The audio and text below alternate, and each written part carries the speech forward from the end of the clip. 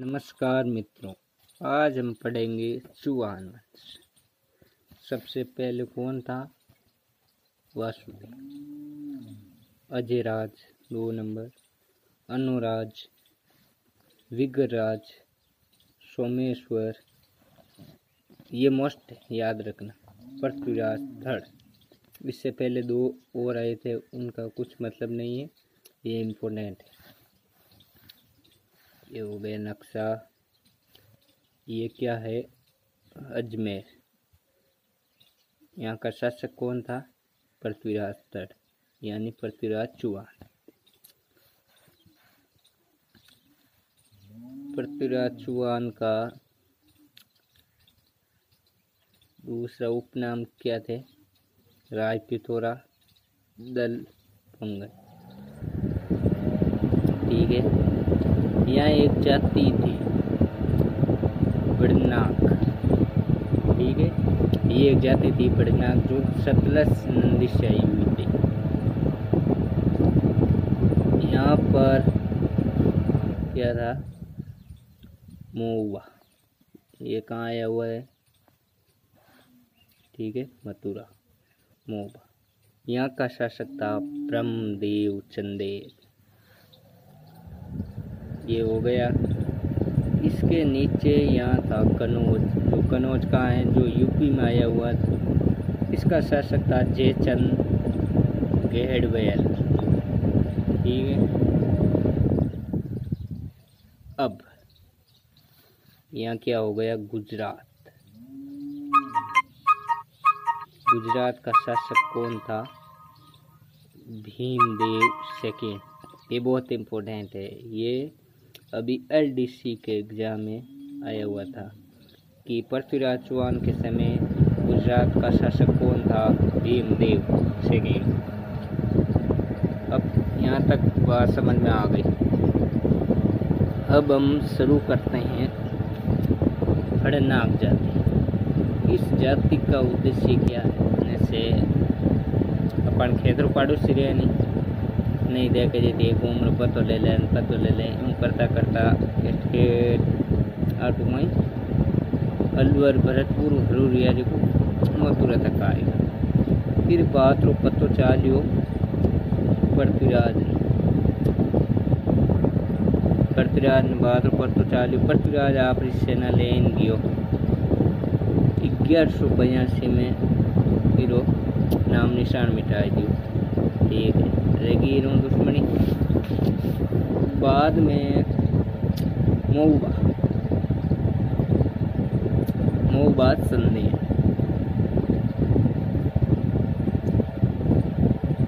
इन्होंने क्या किया था?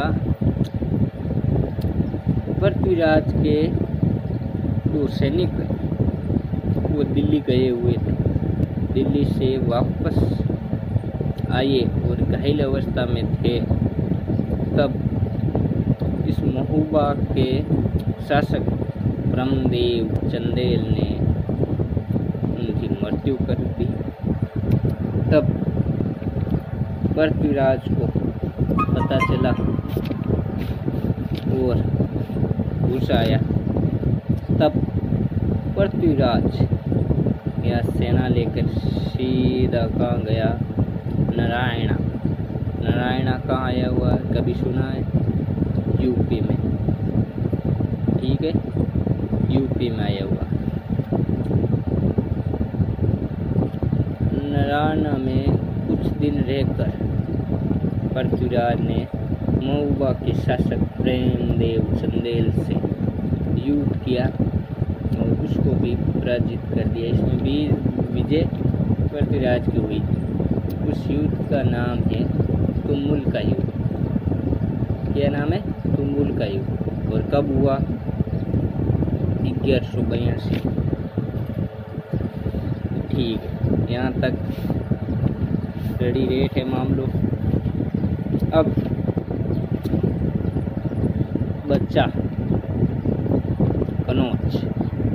कनौज कहाँ आया हुआ है? यूपी।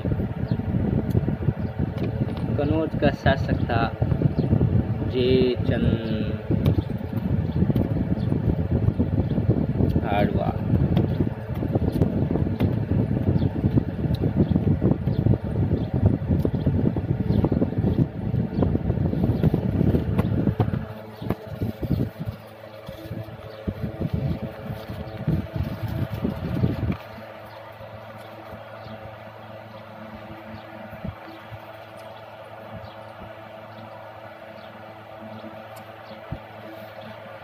सॉरी, एक चीज मैं यहाँ भूल गया। मऊबा ब्रह्मदेव चंदेल, उसके सेनापति थे आला और उदर। इसके पास ब्रह्मदेव चंदेल के पिताजी ने इसको 2 घोड़े दिए थे और वही घोड़े चंदेल ने इनसे वापस मांगा, तो चंदेल ने इन्हें मना कर दिया और इनको यहाँ से निकाल दिया। ये सीधे कहाँ आए? जयचंद गाढ़वाल के पास। जब इनको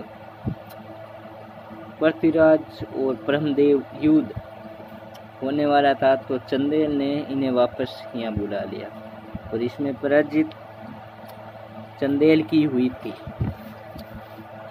पृथ्वीराज लड़ते हुए, पृथ्वीराज और चंदेल का युद्ध लड़ते हुए कवि ने कहा, वहाँ कवि कौन था युद्ध देखा? जगनिक नाम का कवि था। उसने कहा था 12 वर्ष कोकर जिए, 13 वर्ष सियार, 12 वर्ष क्षत्रिय जिए, बाकी जीवन धिक्कार। ये लाइन किसने की थी? ये इम्पोर्टेंट है।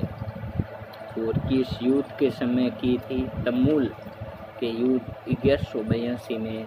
ये जगनिक नाम का व्यक्ति था, उसने ये बात कही थी।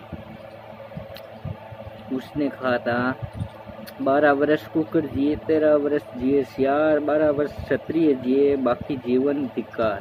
राजपूत हमेशा युद्धों की तरह जीता है, बाकी जीवन धिक्कार है। ये बात इम्पोर्टेंट है, याद रखना। जगनिक नाम कवि ने की थी तमूल के युद्ध में। ये ठीक है, निउड़ गए दोनों।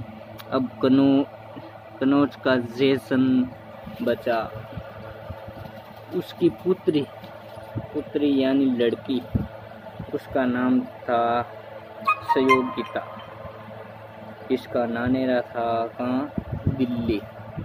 ठीक है। और इधर पृथ्वीराज चौहान, इसका भी नानेरा था दिल्ली। ये दोनों वहाँ पर गए और इनमें प्रेम प्यार हो गया, आपस में प्रेम प्यार हो गया। इस बात का पता चला जयचंद को। जयचंद ने अपनी बेटी या पुत्री को वापस बुला लिया अपने यहाँ संयोगिता को। ठीक है। और यहाँ से पृथ्वीराज भी यहाँ दिल्ली से अजमेर आ गए। अब पृथ्वीराज चौहान और जयचंद, पृथ्वीराज चौहान व संयोगिता के बीच प्रेम हो गया इधर दिल्ली। इस बात का पता चला जयचंद को। इसने वापस दिल्ली से अपने यहाँ बुला लिया। ठीक है। अब इस बात का पता पृथ्वीराज को चला। इस बात का पता पृथ्वीराज को चला तो पृथ्वीराज ने क्या कहा? यह हादसा तो किसी दिन गुजरना ही था, यह हादसा तो किसी दिन गुजरना ही था। मैं बच भी जाता, लेकिन एक रोज तुम मरने वाला, एक रोज तो मरने वाला था। मेरा नसीब मेरे हाथ कर गए, वरना मैं तेरी मांग में सिंदूर भरने वाला था। बहुत ये बात किसने की थी? पृथ्वीराज चौहान ने। ये हादसा तो किसी दिन गुजरना ही था, मैं बच भी जाता, लेकिन एक रोज तुम मरने वाला था। मेरा नसीब मेरे हाथ कर गए, वरना मैं तेरी मांग में सिंदूर भरने वाला था। बहुत अच्छी शायरी की है। अब जयचंद ने संयोगिता की शादी के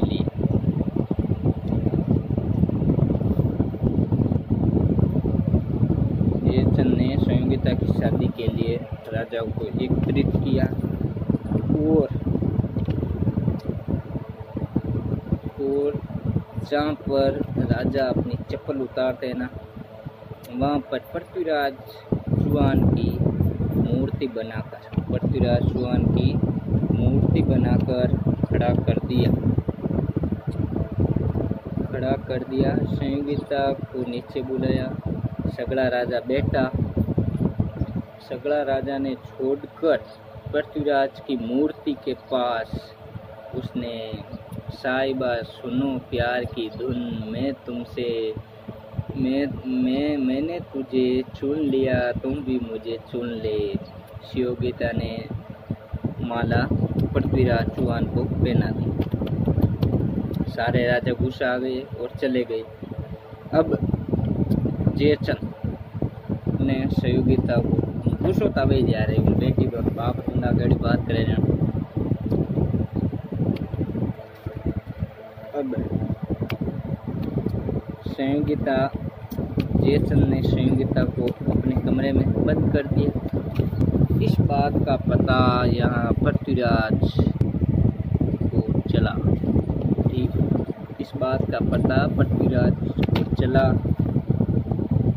कि अपने प्रेम को कमरे में कैद कर लिया। तब पृथ्वीराज को गुस्सा आया और वे अपनी सेना लेकर रवाना बनने वाला था। तब उसका मित्र व कवि, पृथ्वीराज का कवि दरबारी चंद्रबाई ने मना किया था कि ऐसा मत करो, वे शक्तिशाली राजा है। पृथ्वीराज नहीं माना और सीधा इधर गया जयचंद और संयोगिता को उठाकर ले आया। मैं तुझको भगा लाया हूँ तेरे बाप के डर से। ले आयो पृथ्वीराज, ठीक है। पृथ्वीराज लेन आएगो संयोगिता ने, मैं तुझको भगा लाया हूँ तेरे बाप के डर से, तेरे बाप के डर से, ठीक है। अब जयचंद को गुस्सा आया।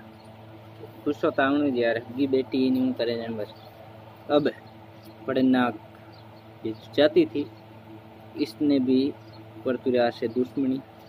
मऊबा ब्रह्मदेव चंदेल इधर में दुश्मनी।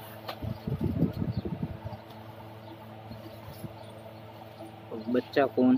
भीमदेव गुजरात। और पृथ्वीराज और भीमदेव के बीच दुश्मनी। इसने पृथ्वीराज के बाप को इसी ने मारा था, ये बात हमेशा याद रखना।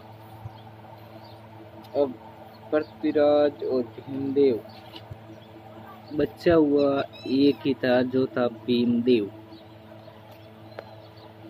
पृथ्वीराज चौहान और भीमदेव इनके भी बीच दुश्मनी थी। यहाँ आबू की राजकुमारी इच्छनिया, इससे शादी करने वाला कौन था? भीमदेव, ठीक है। और ये शादी किससे करने वाली थी? पृथ्वीराज से। इसने पृथ्वीराज से शादी कर ली तो भीमदेव इधर गुस्सा हो गया, ठीक है।